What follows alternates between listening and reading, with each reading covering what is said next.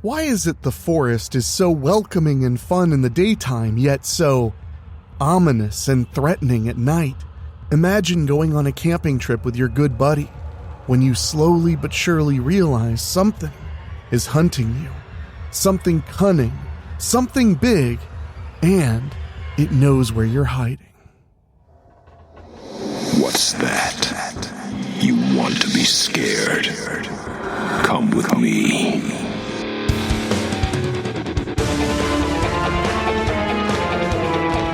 You will experience tales of horror, ghosts, and death. It is not recommended for the weak at heart. Listen in the dark. It's more fun that way. This is Weekly Spooky.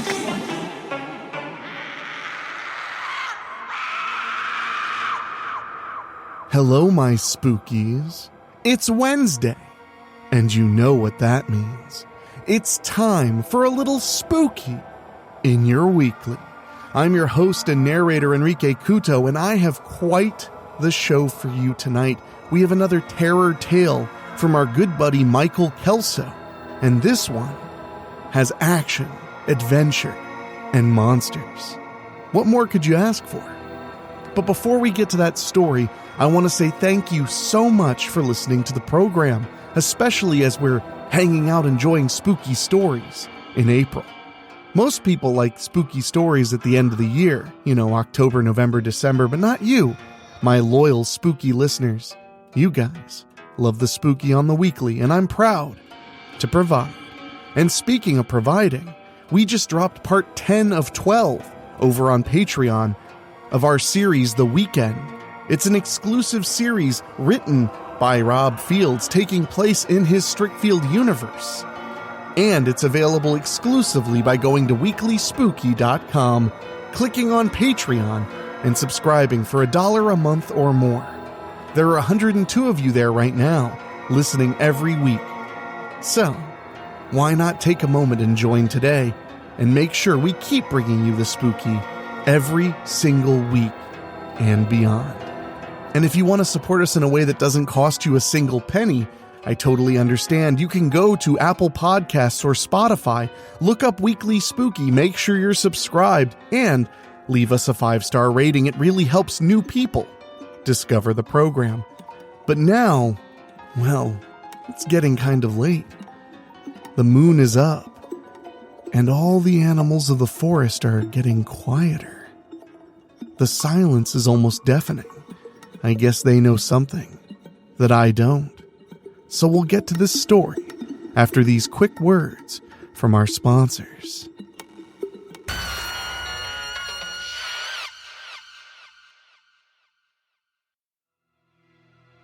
We Were Hunted by Something Terrifying in the Woods by Michael Kelso.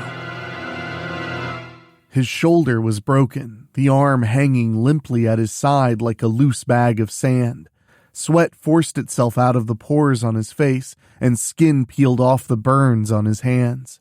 It wasn't a good position to be in under the circumstances, and the situation didn't seem likely to improve, but he did have one thing working in his favor. He didn't care if he survived. "Are you all right?" I asked, cringing at the ludicrousness of the question. He looked up at me, his eyes swollen nearly shut. "Yeah, I'm just peachy," he said, sarcasm dripping from every word. "Sorry, I just don't know what else to say." "Isn't much to say, is there? Unless you want to talk about—" "No," I said, before he could finish the sentence. "Let's talk about how we're going to get you down from here." He leaned over, wincing as he did, and peeked over the side of the cliff. "How about you give me a little shove? That should do the trick." "Very funny. You know I'm not going to do that." He glared at me. "Then maybe I should give you a shove and make things quicker. How about we focus on the positive? You know this only ends one way. If you try to save me, you get killed in the process. Especially with, we don't know that for sure, okay?" I said, packing up the supplies we had and trying to form some kind of plan to keep us alive long enough to get to safety. Besides, we've been best friends since what, grade school? If I haven't already been tempted to toss you off a cliff, I'm not going to start now. I stepped over to the edge and glanced down. The wind whipped me in the face, sending a chill through me. Even though it was spring, there was still enough chill in the air to make me shiver. I watched as the sun headed toward the horizon. It would be dark before we got out if I didn't hurry up. My right knee collapsed as he kicked me in the back of the leg. I stumbled, my knees hitting the ground hard, rolling me toward the edge. My hand shot out and grabbed the log, saving me from a horrible death hundreds of feet below. "What the hell is wrong with you?" I said, lying on the ground and breathing hard. "I told you, this only ends one way. Might as well get it over with." I stared at him, not believing what I was hearing. "You're serious," I said. "I thought you were just being... you. Look at me. I'm in excruciating pain, my shoulder's a mess, I have burns on my hands, and I'm not going to be able to climb down. And even if I could, there's no safety from... We have to try," I said. "I didn't bring you here to die." "I wish you wouldn't have brought me here at all." There was no way to know this was going to happen. He stared at me. Doubt filled his eyes. I turned away and focused on filling my pack with what I hoped was the right combination of supplies. I couldn't make the pack too heavy because I needed to lower him down and possibly carry him too. I tied together all the rope we had and double-checked the knots. I clipped the carabiner to his climbing rig, checking to make sure it was still intact and the fire hadn't damaged it. I stepped back to admire my handiwork. He was doing the same. "Really?" he said.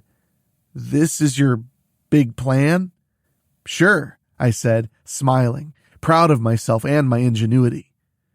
"Why not just ring the dinner bell for every predator as you dangle me like a carrot?" "You know what? You're right," I said. "It's not worth all this trouble." I raised my foot and shoved his good arm, sending him toppling over the edge of the cliff. I heard him scream as he fell. Then, silence. "Thank God," I said, sighing. I was getting so tired of listening to his whining. "I heard that," he said from over the edge. I stepped up and peered over. He was dangling there 10 feet from the top of the ledge. "Oh, dang. I thought I killed you," I said, chuckling. He looked up and saw me peeking over. "You bastard," he said. "Well, isn't that what you wanted, for me to throw you off the cliff? How's that working out for you?" He glared daggers at me. "Makes you appreciate life when you think you're about to die, doesn't it?" I said. "You'll pay for this." "For saving your life? Okay, I'll take full responsibility for that." I began the long, arduous process of lowering him down. I only hoped I had enough rope. After a while, the strain took its toll. I was exhausted and sweaty. My hands slipped and I had to quickly recover to keep him from smashing into the ground. I managed to slow the rope at the cost of my hands getting severe rope burn. I tied it off to a tree and leaned over to check on him. "You okay?" I yelled. I couldn't see exactly what he was doing. It looked like he raised his arm, but I couldn't tell. I grabbed my binoculars and peered down only to see he was giving me the finger. "Same to you," I yelled. "I need to take a breather. Will you be all right for a few minutes?" His answer was to slump his head. I guessed he was taking a nap. I sat next to the log and got out a bottle of water, taking a long drink. After a few minutes, I pulled out my knife and cut some strips off the bottom of my shirt, wrapped them around the palms of my hands, and tied them off. Why didn't I think of that before I started lowering him? I thought. I was about to start another session of lowering when I saw the rope vibrating. That's weird, I thought. "What are you doing down there?" I yelled, stepping to the edge and looking down. My spine turned to ice when I saw nothing. He wasn't there. "Adrian!" I yelled. No response. "Adrian!" I yelled again, quickly pushing away thoughts of the Rocky movies. I pulled the rope and it came up with no resistance. I reeled in the entire length, and at the end, there was no sign of Adrian. The rope didn't look like it had been cut. It looked like it had been torn or chewed. I stared at it for a long time. Memories of the horrible events that led up to this moment overwhelmed me. I collapsed to the ground in fear. My eyes darted around like my head was on a swivel.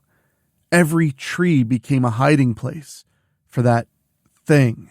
I could feel it lurking behind every bush. My mind started replaying when the trouble first started.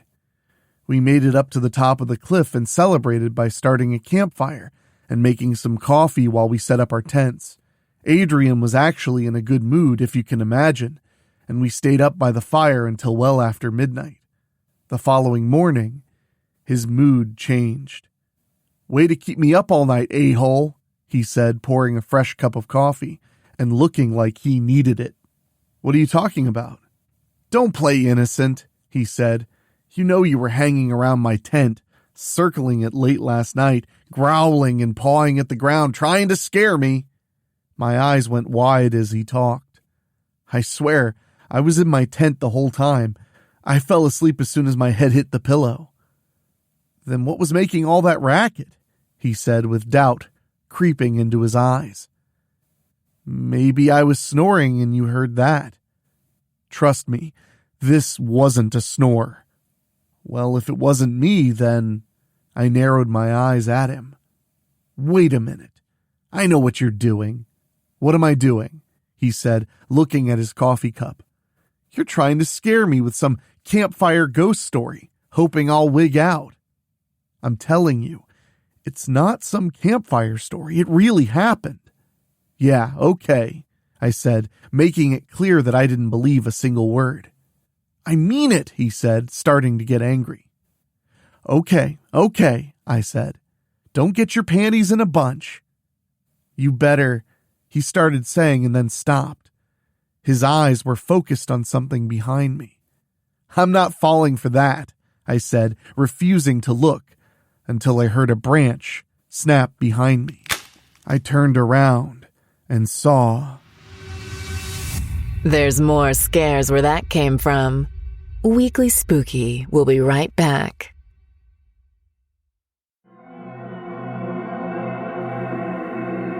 I shook my head to clear the memory.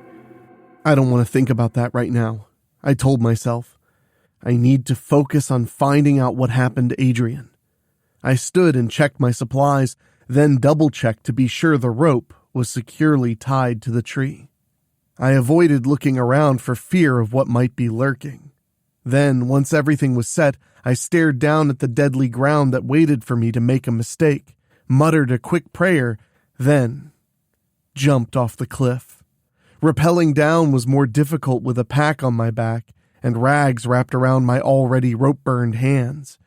I took it slow, working my way down the same way Adrian had gone.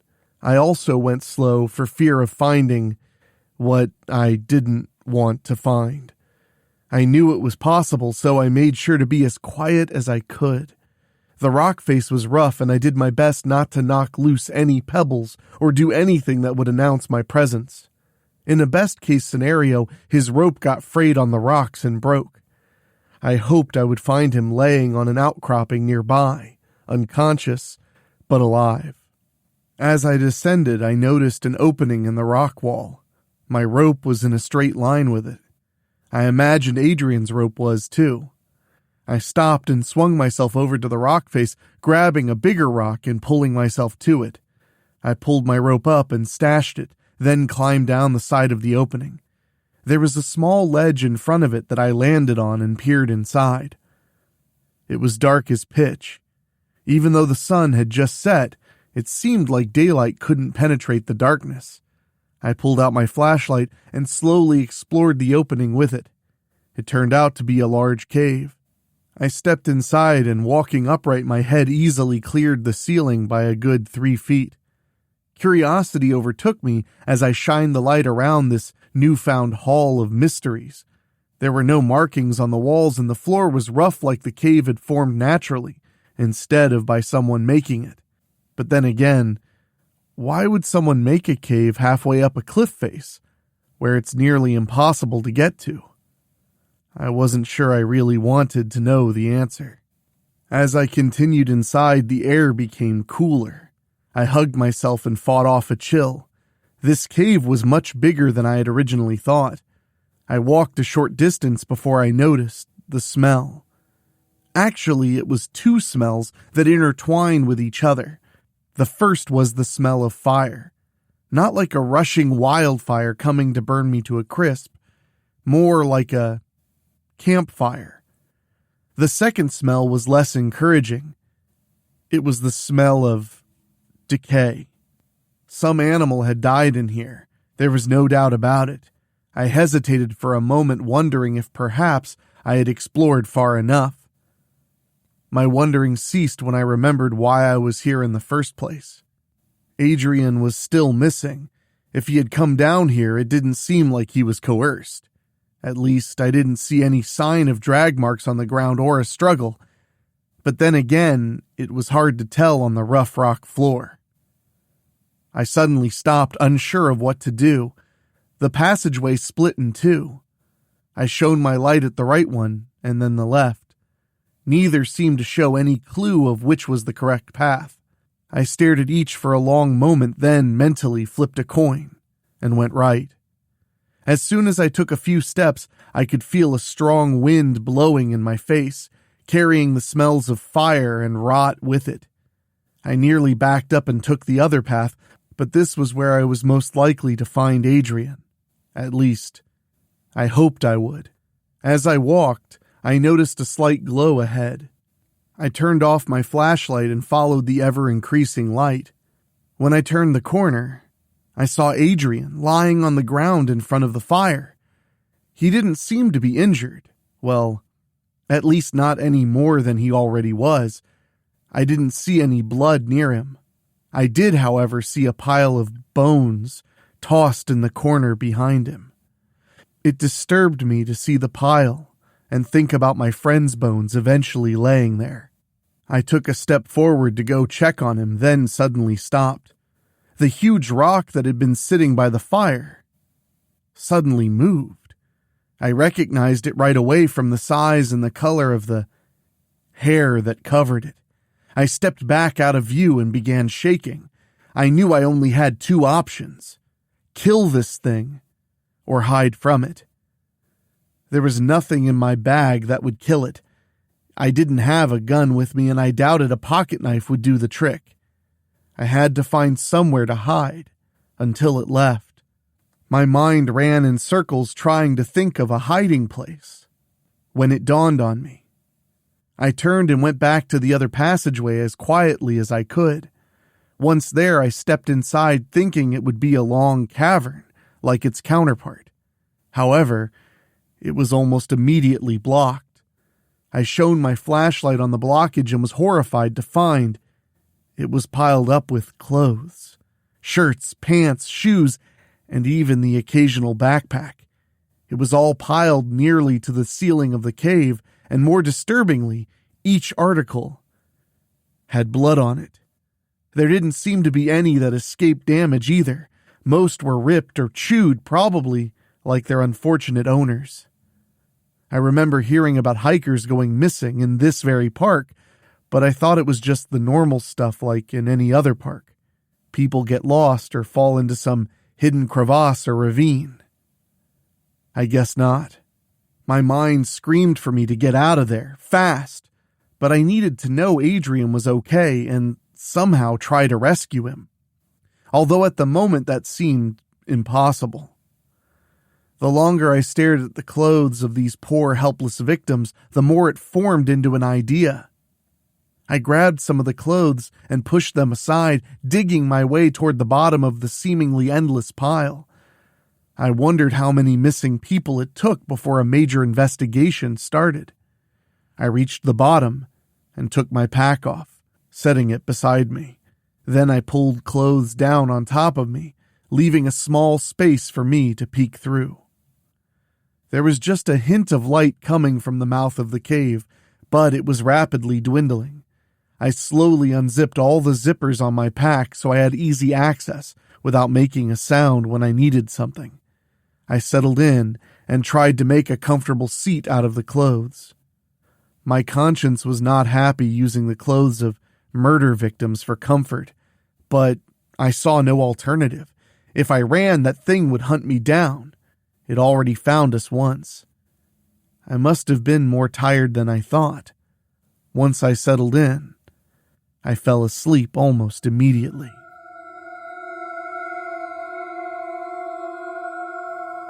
I turned, and it was there. I wasn't even sure what it was. It was dark and hairy. It stood on its back legs but hunched over as if readying for an attack. I was petrified. Adrian? I said. What? He hissed. Is that what you heard? Yeah, I'm thinking so, he said quietly, barely moving his mouth as if the monster wouldn't attack if you didn't speak. What do we do? I said through clenched teeth. How the hell should I know? It was circling us and moving closer at the same time. Its sharp teeth dripped with drool. Did you bring a gun? I said. No. Did you? I slowly shook my head. It stopped and looked at me as though it understood the whole conversation. It stopped lurching and stood to its full height. It must have been at least 8 feet tall. It lunged at me with incredible speed. I screamed and tried to run, but my foot got caught on the log and I fell over backwards, knocking the wind out of me. In the end, that was a good thing. The monster lunged at my torso, but since I fell, my torso was laying on the ground with the rest of me. It flew through the air, sailing right over me. I looked over at Adrian and saw his pocket knife in his hand. The monster saw it too. It narrowed its eyes at him and snapped its jaws. I was surprised by how much its head and snout reminded me of a dog. This was my thought as I lay there on my back, helpless, unable to breathe. I watched as it lunged at Adrian. I saw him plunge the knife into its chest, and it howled in pain. It never slowed, even as he stabbed it. It merely twisted in the air as it grabbed his arms, pinning them to his side. I heard the crunch as they both landed together on top of Adrian's shoulder. He screamed as they continued to roll right into the fire. Adrian tried to push his way out of the flames, severely burning his hand by grabbing a piece of wood and swinging it in a huge arc, smashing into the face of the monster. It whimpered and growled, then disappeared as quickly and silently as it came. It took me a while to be able to move. When I could, I crawled over to Adrian, who was laying still beside the fire. Are you okay? I said, rolling him on his back. He screamed in pain as I rolled him onto his injured shoulder. Sorry, I said. Get away from me, he said as I helped him to a sitting position and looked at his burned hand. Are you all right? I said. Yeah, I'm just peachy. Are you afraid? Good. Weekly Spooky will be right back.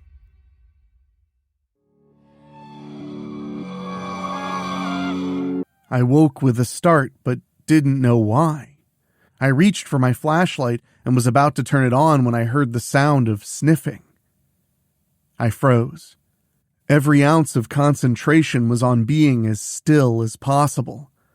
The sniffing got louder. I didn't dare even open my eyes for fear it would somehow see them, and that would be it. I could feel its presence getting closer. I fought back the panic that would make me do something stupid like try to run. I just closed my eyes and thought about the last sunrise I had seen, hoping it wouldn't be the last one I would ever see. I felt the snout touch the layer of clothes right in front of me, and then it paused as if it was deciding if it wanted to eat me now or save me for a snack later on. The monster withdrew so silently I barely knew it was gone. I waited for it to return. I knew it was waiting for me to make a move so it could catch me.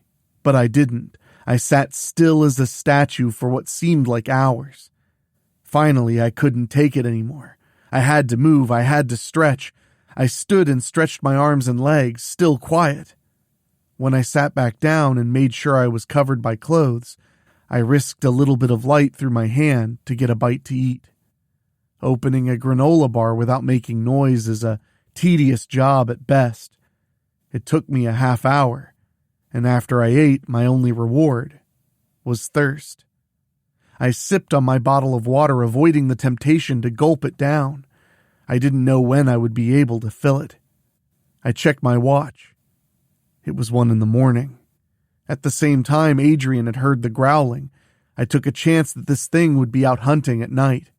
I pushed my layer of clothes off me, grabbed my flashlight, and went to check on Adrian. I stepped carefully and kept my light pointed at the ground just in case. My eyes strained to hear any sounds. Of course, there were the echoes of my own footsteps making me whip around, thinking the monster was right behind me. I made it to the main cave without having a full panic attack.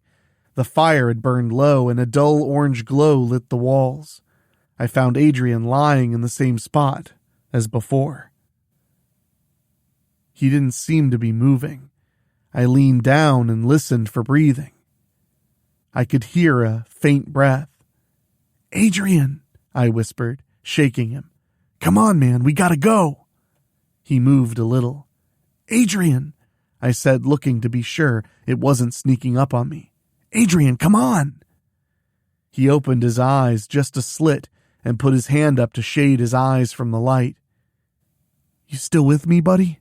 I said. He tried to speak, but nothing came out. "Here, drink a little water." I gave him a few sips, and he perked up a little. "Why?" he rasped. "Why what, buddy? Why are you here? I came to rescue you." "Leave me." "I'm not going to do that." In the distance, I heard a howl. It chilled me to the bone. I wondered how far away it was, and if it was celebrating another victim. "Okay, listen, I'm going to go, but I'll be back when I'm sure it's out of the cave." I gave him another drink. "You hang on, okay?"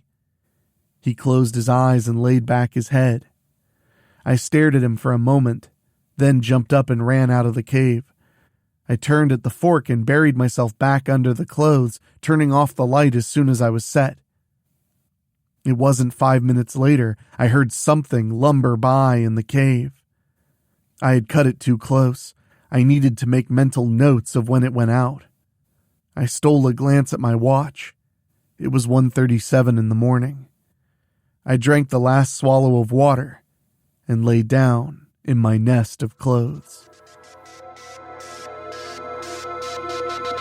I woke up some time later. The cave was dimly lit.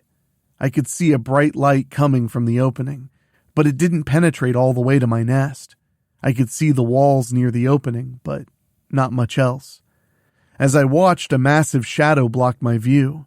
It was standing right in front of me. I became still as a stone. What was it doing? Did it know I was there? Was it toying with me? Sweat poured off my brow. I knew I was about to die. I gripped my flashlight tight, knowing that it wouldn't do much to the monster, but at least I'd go down fighting. Something fell on top of me. It wasn't very heavy, so I knew it wasn't the monster. I waited for a long moment until I heard it walk away, before I used the flashlight to see what was on top of me. I shone the light on the pile and found new clothes. There was a shirt, shorts, underwear, and a bra. I knew it was from the monster's latest victim. My heart went out to that poor woman. I wished there was something I could do to help her. But there wasn't. I was barely surviving myself. My water was gone. I had 3 granola bars left, and that was the last of my food. I had to do something before I didn't have the energy to escape. This was my chance. Usually the monster kept to a schedule I assumed governed by hunger and thirst. I knew it wouldn't go out again for hours. I could leave. I could sneak out and be gone without it knowing I was ever here. but I couldn't. I had to rescue Adrian. But why? My mind said. Because he's my friend, I thought. Would he leave you behind? Of course not. He'd be doing exactly what I'm doing now. Really? That's why he tried to trip you and throw you off the cliff? That wasn't real. He was just joking around. He didn't seem like he was joking. He seemed like he wanted to die and to take you with him. He was just upset. How upset do you think he'd be waiting here in this cave to rescue you? Very. He'd probably be wigging out. He never was much for small spaces. Do you think he would have left you by now? Maybe, but the important thing is, I'm not him. You could leave right now. No. Who cares if you save your friend and die in the process? I do. Do you really think that thing doesn't know you're here? What? That thing is playing you. It's stalking you, waiting for you to make a mistake. No, I've outsmarted it. I've learned its routine. Keep thinking that. Maybe you can outsmart its teeth as it's chewing you to pieces. I'm not leaving yet. End of conversation. I waited for a response that never came. Even though I had decided to wait, there were things that still bothered me. Was it toying with me? Did it really not know I was here? Why hadn't it killed Adrian yet? Was it leaving him alive to bait me in? The more I thought about such things, the more I felt panic rising inside me. I pushed the clothes aside and the dull glow shone from the mouth of the cave. It called to me. It told me the coast was clear, that I needed to go right now. I felt my muscles tighten, getting ready to rise and run out of the cave. I pushed the clothes over more, clearing a path, when suddenly I heard something.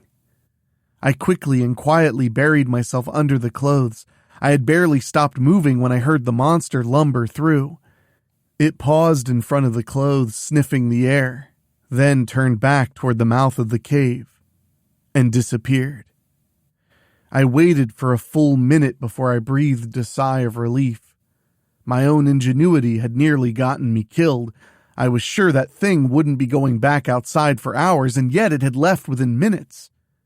I began to doubt myself and my own intelligence for taking such a risk. It was time to leave. I dug out from under the clothes and started for the mouth of the cave. Then I stopped and turned back. I had to try one more time to get Adrian out. I went deeper into the cave, to the main room with the fire pit. There was a freshly made fire, which told me I didn't have much time. Adrian was still lying there beside the fire. I went to him and leaned down. "Time to go, buddy," I whispered. He didn't answer me back. "I know it's going to be tough, but you need to try." I grabbed his shoulders and gently shook him. "Come on, man, you gotta wake up." His eyes didn't open. Something about his shoulders felt wrong, aside from the fact that one of them was either dislocated or broken and should have caused him excruciating pain. He didn't twitch. The other thing was the shoulders felt cold. Not just a little chilly. They were stone cold. "Adrian!" I pressed my fingers against his neck and felt for a pulse. There was nothing. His neck felt cold as well. I pushed him and his body clumsily rolled over onto his back. I tried to move his arms and legs but couldn't. Rigor mortis had already set in. I stared in disbelief. My friend was gone. You're not safe yet. Weekly Spooky will be right back.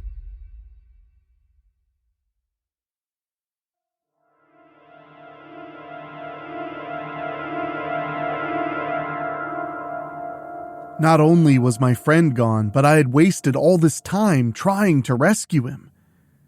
Maybe I had killed myself in the process. I wiped the tears from my cheeks and pulled Adrian's body back into the same position. My only chance was for this horrible monster not to know I was here. I stood next to the fire, letting the smoke wash over me in the hope that it might somehow cover my scent. After a couple of minutes, I looked back over at my friend, said a silent goodbye, and walked back out of the cave. I stopped at my hiding place and climbed inside, hoping this would be the last time I waited for death to pass by. I settled in and took a nap to prepare for my escape. A short while later, I woke up hearing the monster pass by. I waited. When I thought it was time, I slowly and silently packed my backpack, then stood to leave. As strange as it sounds, I knew I would miss this place. It had been a refuge of safety for the last 2 days, even though it was also a constant reminder of death. I stood at the edge of the pile and tried to rearrange them so that nothing looked amiss. Then I turned toward the mouth of the cave and started making my way out. It was late afternoon and the sun shone brightly in my face, blinding me. I hadn't realized how bright the sun was until I was without it for a couple of days. As I stood at the mouth of the cave, my first problem presented itself. I looked over the edge, and it was a good 50 to 80 feet to the ground. That would be why people left the cave alone. They couldn't get to it. I searched the surroundings, looking for a solution when one presented itself. There were vines hanging from the trees that looked like they might support me. The problem was they weren't in reach. My arm would need to be a foot or so longer. They sat so tantalizingly close that I had to try leaning out to grab one. That ended when I nearly stumbled off the ledge and fell to my death. I searched for any other way, but there was none. I just had to go for it. I backed up a few steps, then took a deep, cleansing breath and ran. I jumped at the last minute and grabbed for the vines. My hands wrapped around them, but I was already falling, and I had to wrap my legs around them too and squeeze for all I was worth to slow my descent. My hands and legs were burning as they slowed me, but I didn't dare scream. The cave was still too close. Even sliding down the vines may have been too loud. My hands were failing. I didn't know how much longer I could hang on. My fingers let go one by one, and I fell. I landed on my back and the backpack cushioned my fall. Fortunately, I had only been around 10 feet from the ground when I did. It still knocked the wind out of me and left me laying there, helpless as I looked back up at the cave opening. Only I could no longer see it. It must have been invisible from ground level. Once I could breathe again, I focused on getting out of here. I stood and tried to get my bearings. The sun was setting, so I knew which way was west. It was around 2 miles to the south where the trailhead was. My car, my salvation, waited there for me. I made my way through the trees and headed south when there was an opening. Before I knew it, I had run across a trail. I stepped onto it, feeling more relieved than I had in days. Then I heard something in the brush behind me. I froze. I turned toward the sound and saw the predator. It was a mountain lion, not the horrible monster I had just escaped, but it didn't matter. If this cat was hungry, I'd be just as dead. I tried to nonchalantly continue walking on the trail, hoping it would lose interest. My walk turned into a power walk, and still, the lion followed. It seemed to be closing the distance between us without breaking into a run. Yet. I tried to remember what to do in case of a mountain lion attack, but all I remembered was, don't run. I thought of this as I power walked away from the pursuing cat that was getting closer by the minute. Suddenly, I was hit from behind. The lion had jumped on me. Fortunately, it had jumped on my pack. Its weight held me down, making me helpless as it climbed up my pack, heading for my neck. I covered my head and neck, hoping to survive. I could feel its hot breath against my fingers. I knew an attack was imminent. And then, it stopped. It lifted its head, and I could hear it sniffing the air. In an instant, It leaped off of me and was gone. I sat up and looked around, not believing my luck, when I noticed the forest had gone silent. The only reason a predator runs away like that is there's a bigger predator in the area, my mind reminded me. I had a very good idea which predator had scared it off. This was it. Fight or flight. I jumped up and ran at a full sprint down the trail. I didn't know I had that much energy left after the last 2 days, but death is a great motivator, and I knew this thing wasn't coming to congratulate me for escaping its lair. My legs burned, I had a stitch in my side, my backpack was throwing off my balance and I nearly fell. But I could see the trailhead. There was a glint of metal that was on the front bumper of my car. All I had to do was keep going. I could hear panting behind me. My footsteps weren't the only ones running on the trail. It sounds more like a gallop behind me. For a fleeting moment, I almost stopped to see if I was being chased by a horse, but I knew that would be a fatal mistake. I reached into my pocket and pulled out my keys, pressing the button and unlocking the doors. I didn't want to make the same mistake I'd seen in dozens of horror movies. I was one of the ones screaming the loudest when the victim dropped their keys. I ripped open the driver's door and dove inside. I had just shut it when a nightmare landed on the hood. I stared at it for a moment, transfixed by this horrific apparition. It looked like someone had taken a dog and turned it into a horrible beast. It was massive, at least 8 feet tall. Its fangs were sharp and red. They drooled onto the windshield as the red eyes stared at me. It reached back with its paw and smashed into my windshield, nearly breaking through. I woke from my stupor and started the car as it smashed the windshield again, this time breaking through. It shoved its snout inside and snapped at me as I put the car in reverse and floored it, turning hard and making the beast tumble off to the ground. I threw it into drive and stomped the pedal to the floor. The car lurched forward with rubber screeching in protest. I gained momentum when the monster landed on the roof with a crash. It began pounding over and over. I saw claw marks coming through the metal and into the cloth on the ceiling.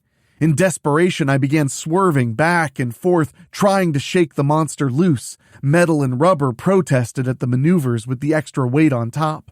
I wondered if the car would flip and end my escape in a bloody fashion. So far, the road had been a park drive that was never meant for such speeds. I knew there was a hard turn coming up, and I wouldn't make it as fast as I was driving. I slammed on the brakes, sending the monster flying. I stomped on the gas and swerved around it, continuing to gain speed. As tempting as it was, I knew if I had tried to run it over, my car would never survive. And right now, survival was all that mattered. I looked into the rearview mirror, and impossibly, it was catching up to me. I saw it leap, trying to land on the car again, but I swerved in time, leaving it only asphalt to land on. I made another hard turn, and I was on a state road. The monster followed me, but I was able to get up enough speed to finally escape. I breathed a sigh of relief as I sped toward town. I didn't bother going home. I went straight to the police department. After waiting half an hour to make it to the front desk, I was finally interviewed by an officer. When I started my story, he seemed to be only mildly interested. By the time I was done, there were 6 officers standing around listening. "That was one hell of a story," the officer said, looking around at the other officers, smirking. "It's true," I said. The officer sighed as the others dispersed. "I'm sorry, son. As entertaining as that was, I'm too busy to go chasing around the woods hunting after some urban legend." I took a piece of paper off his notepad and wrote down a series of numbers. "What's this?" he said when I handed it to him. "I had my GPS with me," I said. "Those numbers are the location of the cave that has all the evidence you need. Listen, son, without something concrete, there's no one who's going out to the middle of the woods chasing a fairy tale." "Well, maybe this'll help," I said, getting up and setting up my backpack on his desk. I opened the zippers and dumped clothes out of them. Whoa, what's this? Concrete, I said. These are the clothes of the thing's victims. If you take DNA samples from the sweat and blood on them, you might find matches to some people who've gone missing recently. You're serious, he said, looking from the clothes to me as if just waking up. Yes, I said, as I got up and started toward the door. If it's not too much trouble. I walked out, leaving several officers staring at the pile of clothes. I got into my destroyed car, hoping it would start, and headed home. The entire way, I kept glancing in the rearview mirror. After all this, there were two things that captured my thoughts. One, I would be barricading my house as soon as I got home. And two, I wouldn't be sleeping soundly ever again.